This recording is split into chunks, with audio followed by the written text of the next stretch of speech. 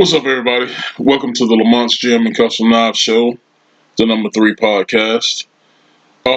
If you've noticed in the titles and on all the platforms, I basically have taken out the Lamonts Gym and Custom Knife Show and just, basically named them the number 3 podcast.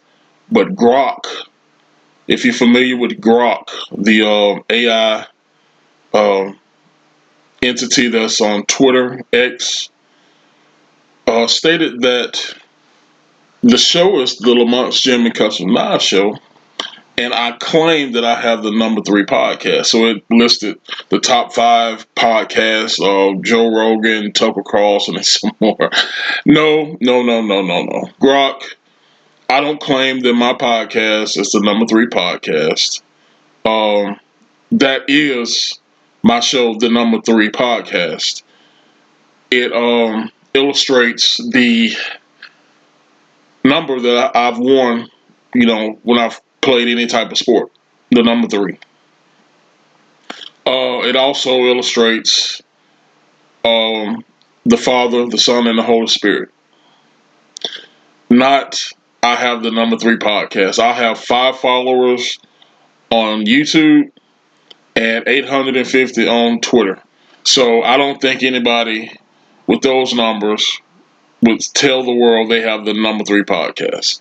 No, this is the number 3 podcast because I am Harvey Lamont Ritchie, and I wore the number 3. Okay? Got it, Grok?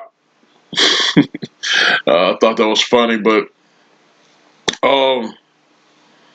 listen, I just want to touch on one thing. I'm not going to get off on any rants or tangents. If you guys don't know, this is March the 10th, 11 a.m. I learned that Adam Silver, the commissioner of the National Basketball Association, has canceled Magic City Night in Atlanta. If you don't know anything about Magic City, it's one of the most famous strip clubs in Atlanta. Probably the world, hell, I don't know. And on one of the Atlanta Hawks home games, they was going to pay tribute to Magic City. Anybody with a working brain, anybody who has any type of Christian following, I shouldn't say Christian following, anybody who have any Christian in them, and I mean true Christianity in them, thought this was a bad idea. Bad idea. From your celebrities to your clerics to just your ordinary Joes like myself. Dude, when you go to an NFL game or NBA game, you can bring your kids. Well, you should be able to bring your kids. It should be a nice family outing. I know as a kid, we used to go to the Atlanta Braves game. I loved it. Over there with my parents, we as kids got our gloves, went on foul ball, eating and just enjoying ourselves, watching these guys play baseball. I'm assuming, even though I've never been to an NBA game, I'm assuming it should have the same family atmosphere. But you want to celebrate what they consider an icon in Magic City strip club? No, dude, listen, I've told you this a million times. I've been to one strip club in all my life, and I hated every second I was there. I felt nasty. I felt disgusted. Not because I don't love women. Not because I don't think the female body is a beautiful thing, and I love seeing it. That's why I got Instagram. Not being a pervert, not being a douchebag. I just love seeing the female body, whether they're dancing, whether they're modeling clothes. I just love it. I'm a man. But it's just something about seeing females strip and sliding down a pole that's freaking disgusting. I'm sorry, it's disgusting. There's nothing beautiful in that to me. But you got some degenerate-minded people out there that call this art. It's not. It's degeneracy. And the biggest thing for me is that when it comes to strip clubs, these girls, they're getting paid, but they're used, and then they have drug habits. They're probably kids at home by themselves. It's just all around just not a good thing. And why would a NBA team decide that this was a good thing? Well, if you do a little bit of digging, it wasn't the NBA team itself. It was the owner's wife. that thought this was a great idea. And I think I've said that in a podcast earlier. With that said, the owner's wife, the owner of a NBA franchise, the Atlanta Hawks, his wife thought having paying homage to a strip joint in Atlanta would be a great thing.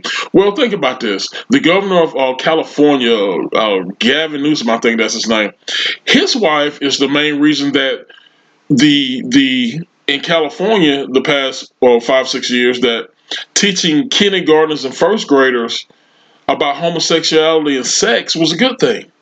Now, I thought it was just your assholes in California because California's full of assholes. It was the governor's wife that was behind this. Excuse me. The governor's wife that was behind it. Incredible. Incredible. What's the common denominator? Liberal-minded white women. But that's not the reason I'm doing this podcast today. The reason I'm doing this podcast today is to say that Adam Silver has canceled Magic City Night. Hey, listen, that's a blessing. That's a good thing. I tried to get a hold of a buddy, a good friend of mine from 40 years ago. He had got in a dope game, and he had heavy dealings in this strip joint in Atlanta called Blue Flame. Never been in the Blue Flame. I've been around Blue Flame because I was with him. Well, put it like this, I was in Blue Flame, but I wasn't in there throwing dollars to strippers. I was in his office. And he's like, this is a dangerous game because they just didn't deal with stripping. They dealt with mafia-like figures. Dope. And like I said, he was in the dope game. It was just a bad, situation. Thank God I got up out of there without being shot or killed or got into something. But he was a friend of mine, and I just enjoyed chilling with him. He was in Atlanta. He was based out of there for a minute, and he told me, he said, "Man, once I get $1 million, that's not tied to anything or anybody," he said, "I'm out the game. I'm gone." And if I'm not mistaken, he did get his $1 million, but he got. And what I mean by he got arrested, charged, drug trafficking, and he did some years he did some Fed time. So not knowing if he had to pay his lawyers with that $1 million or whatever the case may be, he's out now. Been out for a minute, doing well, looking good, and he's still a friend. But my point to all that is, I was trying my best to get a hold of him because I want to do a full 30-40 minute podcast on the insides of a strip club. Why would a NBA entity celebrate a strip joint? I've heard these people say, "Oh, because they got the best lemon pepper wings in Georgia and this and that." Dude, you can go down to the Vietnamese restaurant and get some damn good. Well, I don't eat lemon pepper, but you can go down there and get some damn lemon pepper wings. So don't give me that bullshit. Well, they got the best food and this and that. You can go other places to get food. Listen, if that's your thing, going into Magic City, chilling with some friends, talking, having beer, eating, and it so happened to be, strippers on the pole over there. I've seen it 1,000,000 times. Not in person, but I've seen it on TV. Hell, I watched The Sopranos. You've got some guys who didn't give two shits about seeing a goddamn woman sliding down the pole. They went in there to handle business, to have a drink, to talk about business, and boom, they up out of there. Ain't look to the right to see anybody slide down the pole. So I understand it. If you want to celebrate that, that's one thing, but don't bring it into a family-oriented atmosphere. Don't do that. That's disgusting.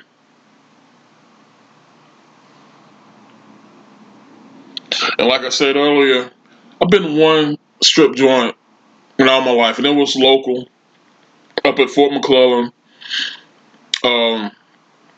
The former Fort McClellan, I should say, right in between Weaver, Jacksonville, and Anniston.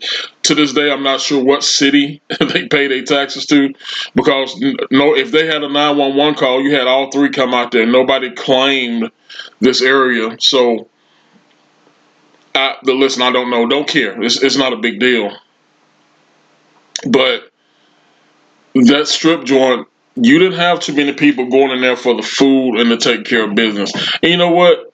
Let me take that back. There was another location in the Anniston area, and I'm not gonna call this out because it's still in business. They had Topless at the time, and they had some damn good food. My first wife and I went in there to get some fried mushrooms and some other dish that she loved. The best I've ever had. I'm just spitting, well, the second best I've ever had. The best I've ever had was in Gulfport, Mississippi. But awesome food. They had pool tables, they had video games, and they also had a stage where they had topless strippers. I'm gonna tell you what it ended for us. Now, like I said, this was my first wife, um, and we was just in there having fun. I wanted to shoot pool, which I didn't get a chance to because I was eating. Um, she wanted to hang out with some friends because that's what they did. But then they had three women come out there on stage dancing topless. The third one was 7 months pregnant. That done it for me. To this day, I have not been to that place since. Now, I think they stopped the topless thing. They said they still have damn good food. My current wife, actually, her friend had some food DoorDash from there, and said it was just freaking awesome. I got some buddies who love to go play pool. I think on Taco Tuesdays, they go play pool, eat the tacos, whatever, have drinks. All well and good. That one incident back in 1995 broke me. Never again. And I think people locally who see this, they know exactly what I'm talking about. But listen, yeah, I've been to 1.5 strip joints in all my life, 1.5. One fully nude, one just topless. Hated every second of that first one. The fully nude, hated every second I was there. I just felt dirty. Now you had two chicks in there that was just bad as hell. I said, why y'all doing this? There's no way in the world you can't find a man and have a home, have kids, have dogs running around. You're pursuing your body. That was disgusting to me. And this black chick, that she was the reason that I wanted to throw up. Because it wasn't that she was nasty or disgusting or anything, but she was the highlight. And all her thing was just to make noises come out of her private parts. Dude, I promise myself the next time I hear something like this or see something like this, it's gonna be between my significant other and myself, not some nasty tramp. But anyway, yeah, I got to get a hold of my buddy because I want to do a full deep dive into this strip club thing. And listen, back in the mid to late '90s, when I had my one and only unofficial tryout with the Atlanta Falcons, it was right around the Olympics, '96 Olympics, somewhere before or after, I can't remember. Um, we was in Swanee, Georgia, and many of the guys, cause like I said, this is not official for me. I'm just there. I'm just having fun. I'm dealing with NFL dudes. I'm just happy. A whole bunch of guys said, "Come on, man. Let's go. Have some drinks and just chill out for the rest of the night." They were going to. It was either Dominic Wilkins or Deion Sanders or the R&B group, but it was Club 21. Not sure who ran it. It was one of those three entities: the R&B group, Deion Sanders, or Dominic Wilkins. Not sure, but it's called Club 21. Basically, the same thing as Magic City and Blue Flame. Wasn't interested. I got a wife and a kid back home. Let me go home. Was my son born? My son may not have been born at the time, but I wasn't dealing with that. And ironically, and I'm going to end with this right here, because we're talking about strip joints, we're talking about the celebration of not putting that in a family oriented atmosphere. So I'm going to end with this, and it is about family, and it is about strip joints. In 2012 or 2013, I want to say it was 2013, might have been 2014. My son, in 2012 and 2013, my son went to King Stephon Richard. He went to University of Missouri, Auburn, LSU, Alabama, and probably Texas A&M. And did I say Missouri? It was about 2 or 3 more, but he went to about 6, 7, 8 college visits for football.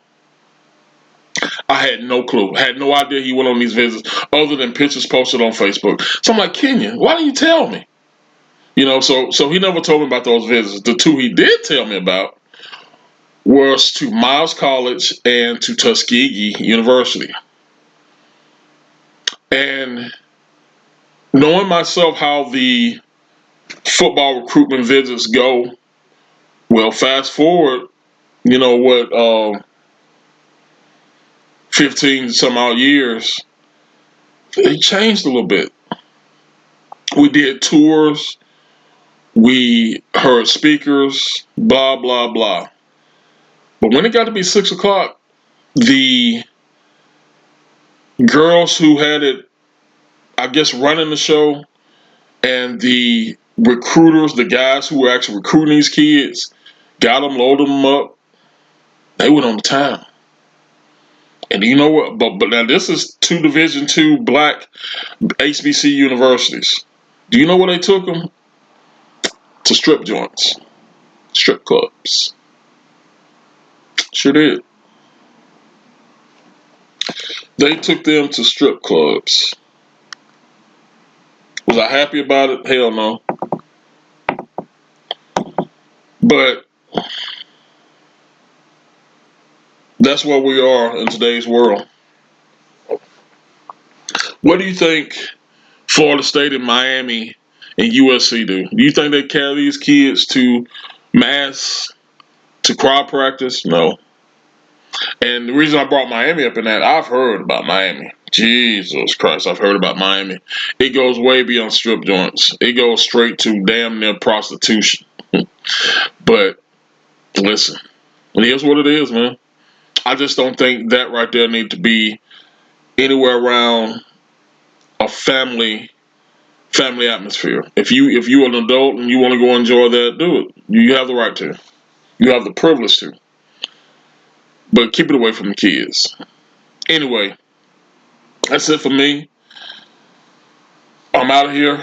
I appreciate you guys. I love you more than you ever know. In the name of the Father, Son, and Holy Spirit. See you next time.